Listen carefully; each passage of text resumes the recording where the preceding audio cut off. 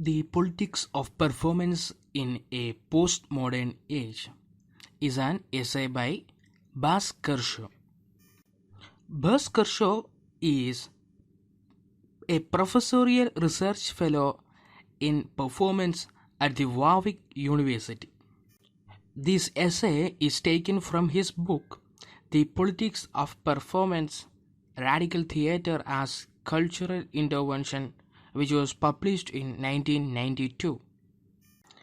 This book is a detailed analysis of oppositional theatre as a radical cultural practice in its various efforts to subvert to status quo.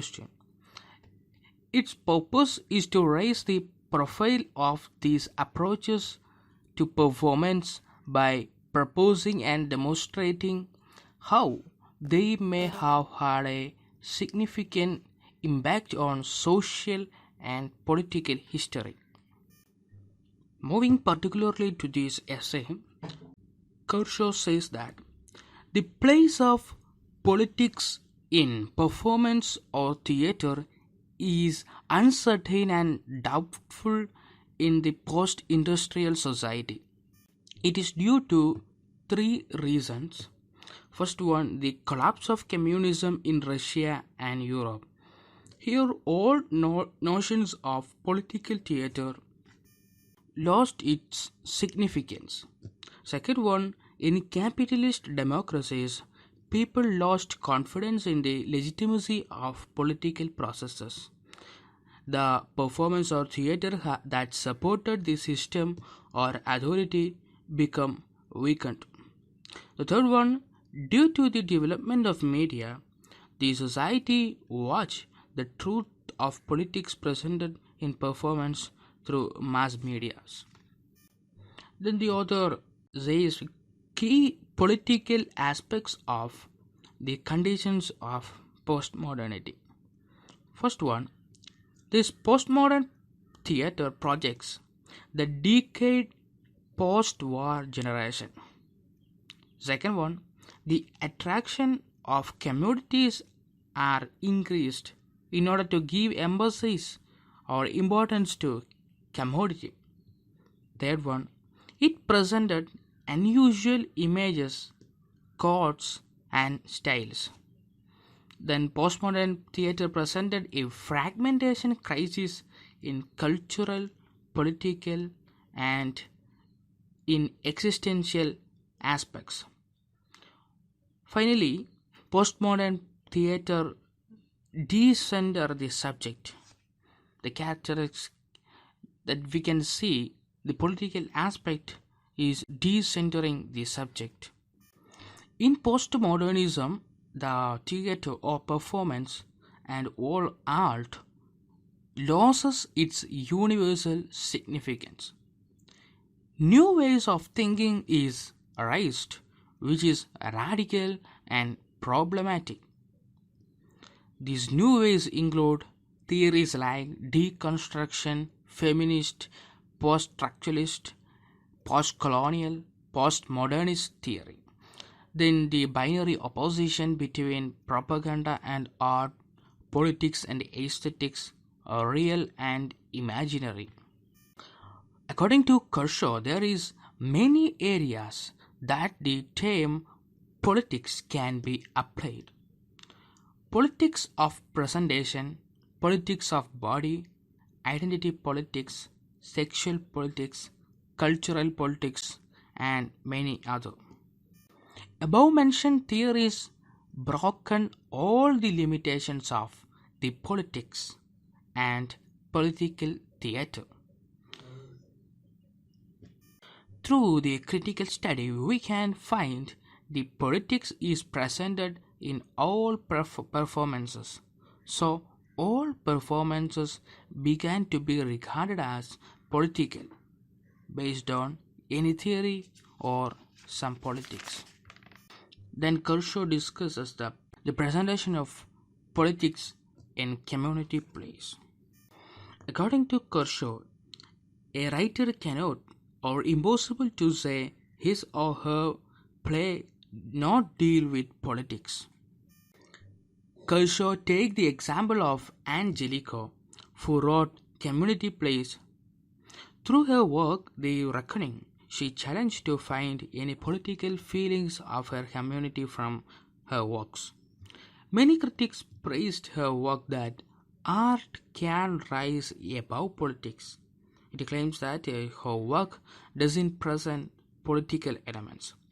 But the author Kershaw find out the politics presented in particular moment in Jellicoe's play. This play's subject was 1683 Monmouth Rebellion. It has a promenade style. The actors emerge from audience and presented crowd scenes. In this rebellion, the Porters and loyalist troops come against one another. Even there is no statement related to politics, the audience could feel sentiment to local parties and an aversion to loyalist troops. The play tightly supports particular ideology or party policy, that is, the audience feels sentiment to local parties. By observing the politics in this play, Kershaw comments that first one, the scenes of the play present a political dissent. Second one, in the view of identity politics, according to identity politics, this play has a fantasy revenge. A personal politics emerge in the mind of audience. Third one, according to institutional politics, the play challenged the educational system. After that, Kershaw discusses the current approaches to politics in performance. Traditionally or earlier, political theatre referred to left-wing theatre. Erwin Piscator mentioned the champion cause in battle between proletariat with bourgeois in his work, The Political Theatre. The Marxist theatre aimed to promote a revolution to overthrow capitalism and to bring justice and equality. It was mentioned as a dream of utopian world. Then works of Bertolt Brecht and Heiner Müller presented the idea of world advocated by Marxist and social political theorists due to its accuracy and reality. The politics of performance is oppositional to the dominant forms and discourses of a society. According to Dorian Lampley, the poetic in theatre is a credible language of opposition because there is a visible gap between signifier and signified. It is a gap between what is meant and what is shown on stage. The postmodern political performance exposed processes of cultural control. The postmodern theatre is reflexive in nature. This reflexivity leads to the democratization of the idea of political. The binaries are distracted in postmodernity. So, Ba Kershaw show political plays as those play focus on a radical binary performance. So, according to Kershaw, the current approaches to politics in performance is actually deconstruction and decentering, which distracts all earlier binaries and earlier structures. Then Ba Kershaw discusses the postmodern performance in studio. 20th century modernist avant-garde pursued the transgressive politics. It is used to transgress the limits of current social realities and cross the boundaries of limitation. Through narratives of historical materialism, Piscator and Brecht found the myth of transcendence.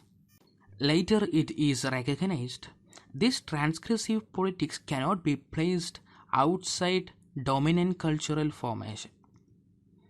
Philip Auslander argues the postmodern play should aim to resist a resistant politics. The dominant ideology aim to resist the dominant ideologies and those patterns inscribed for mainstream performance. It should resist the dominant ideologies and patterns of mainstream performance. This kind of play can employ complex mixing up of style, types of text, modes of address, performative frames, realms of representation. Through deconstruction, all previous dramaturgies, the norms of drama, can be broken. So, it is difficult to determine the play's precise political purpose.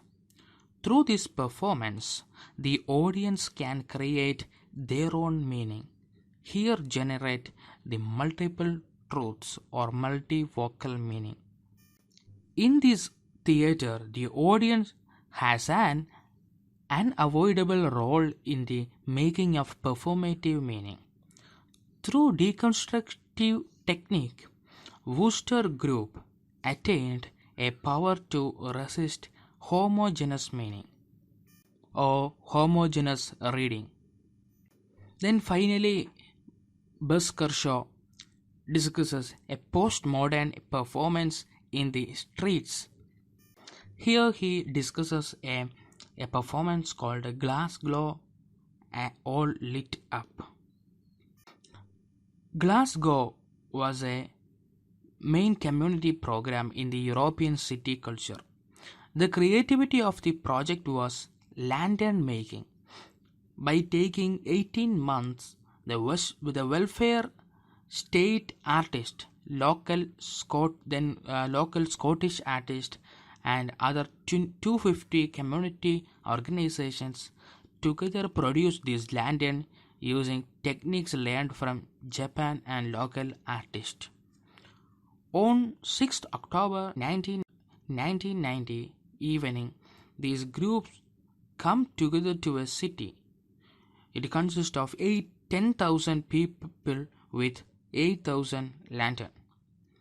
Using a crane, 40 feet high glowing pyramids brought to the city. Giant images of a tree, a bird, a bell, and a fish were burned and flew through the air. These acts gave freedom to them from ties of laws. This parade or this procession had many postmodern characteristics. The wild mix of lanterns undermined the aesthetic and cultural hierarchy, successful in weakening the traditional norms and patterns. The second characteristics, the subject was descended by the massed scale. The mass people came to the light at the same time the mainstream authority or the subject's prominence disappeared. Third one, the images represented a chain of a different power. These images represent many kinds of politics that are contradictory each other. On the other hand, a kind of political coherence relate each other. They are multivocal because it has not a thematic structure and no imaginative logic in their juxtapositions.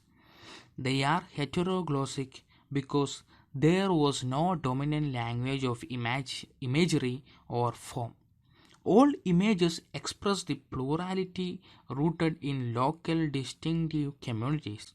It is the power to resist homogeneous meaning or homogeneous reading.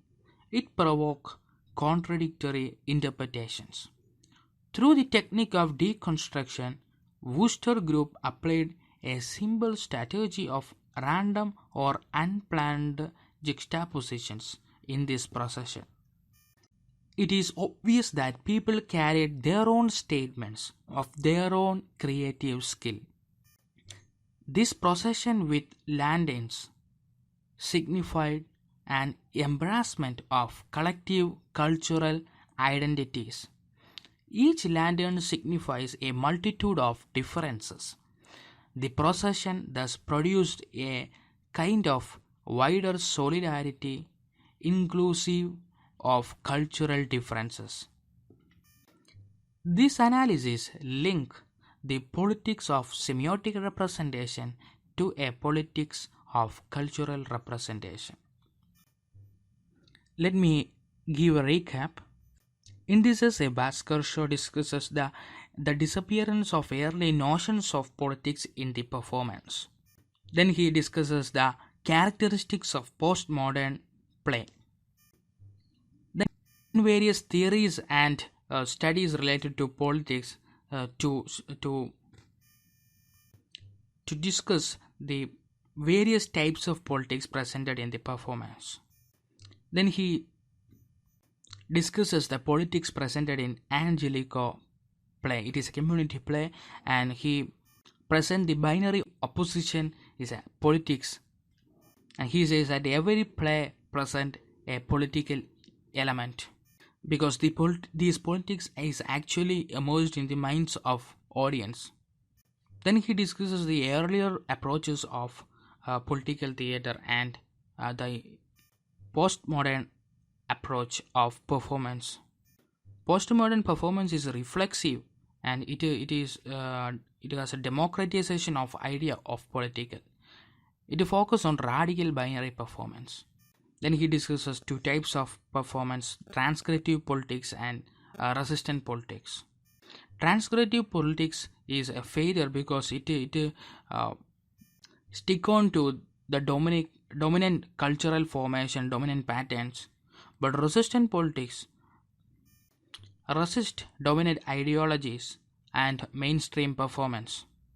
Through deconstruction, it breaks all norms of drama. A homogeneous reading is created here. The audience create their own meaning. Finally, Kershaw discusses the postmodern performance in the streets. Wooster Group presented Glasgow and all lit up. Here the differences of cultural communities are presented. Then the mass took the prominence from the hand of subject. Thus we can say that postmodern plays and performance are actually using the technique deconstruction and decentering to bring prominence to the mass and resist the earlier patterns, earlier structures, and earlier authority of performance.